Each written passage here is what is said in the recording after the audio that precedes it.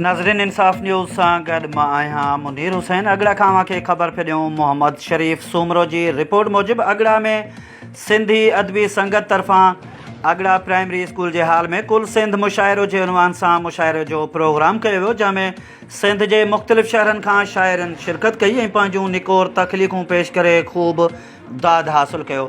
मुशाइरे जी सदारत सिंध जे बहितरीन शाइर अयाज़ गुल कई। पंहिंजे खिताब दौरान हुन चयो त ख़ुशीअ जहिड़ी ॻाल्हि आहे त अॼोकी 30,000 नौजवान शाइर ख़ूबसूरत शाइरी लिखनि बि पिया त मुतालिया ऐं मुशाहिदे जो दग बि नथा छॾनि।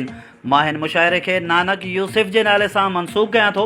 सिंधी अदबी संगत सिंध जे सेक्रेटरी जनरल अहमद सोलंकीअ चयो त सिंधी अदबी संगत फ़क़ति उहा ई आहे जंहिंमें अव्हां वेठा आहियो ऐं अव्हां जो पोरियो स्वाभाविक आहे।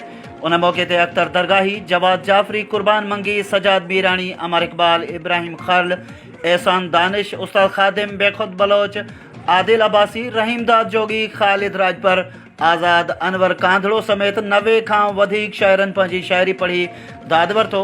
उन खां अलावा अगड़ा ऐं उन जे भरपासे जे इलाइक़नि जे मुअज़्ज़िज़ शख़्सियतुनि जावेद बुध, मेहर अली सियाल, अमजद चनो, बख़्त सियाल, गुलाब सूमरो ऐं ॿियनि वॾे अंग में शिरकत कई। आयल मुअज़्ज़िज़ महिमाननि खे अगड़ा शाख जे मेज़बाननि नियाज़ मल्लाह ऐं असलम बुध भलीकार कंदे अजरकुन ऐं टोपियुनि जा तोहफ़ा ॾिना।